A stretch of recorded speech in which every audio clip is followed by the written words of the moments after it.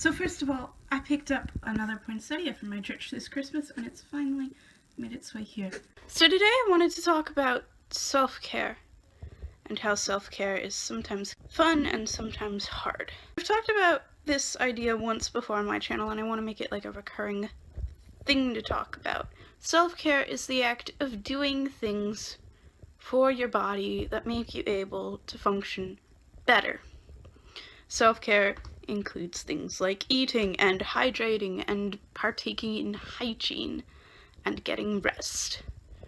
But more often than not, people talk about self-care in the context of like when you are feeling bad, doing things that make you feel less bad, like specifically due to a health issue, whether that be like physical, mental, or both, whatever. That's specifically the context. So like I went to go get x-rays today because I'm gonna go see the podiatrist tomorrow. That's a form of self-care, but that's not really what people usually mean when they're talking about self-care. People more often than not mean like, I feel so bad that I don't want to get out of bed, but I'm going to go get a glass of water or something and see if that makes me feel better because it's something my body needs. Now the thing about self-care is that a lot of people paint a rosy picture of it. And sometimes this picture is accurate. Sometimes this picture is what you need. Like, some people will say that self-care is staying in bed as long as you feel like it. In some instances, that's true.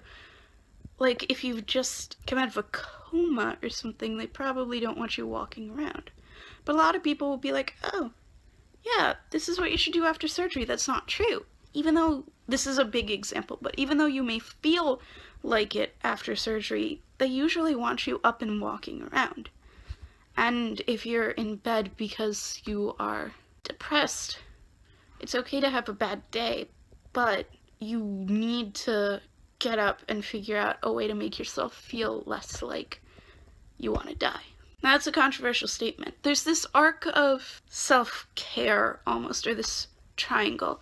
Other people start off by telling you that you need to like do yoga or something, or eat this superfruit or whatever, and it's going to make all your problems go away. And that's a really bad thing to tell people because it's not true.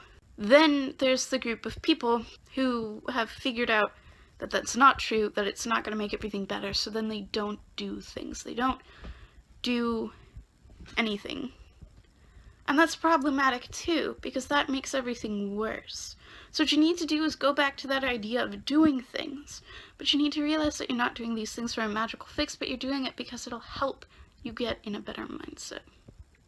So all of this to say is that self-care is not always easy, and it's not always fun, and you're not always going to want to do it, and you're going to think that it'll be better to do something other than what you need to do, whether it's getting up and feeding yourself or showering or whatever it is, or going to bed. Even if it's not fun, there are things that you need to do because they will help you. They will not fix your problems, they will not heal you, but they will help you, and you cannot get better without them. I hope you have a great day.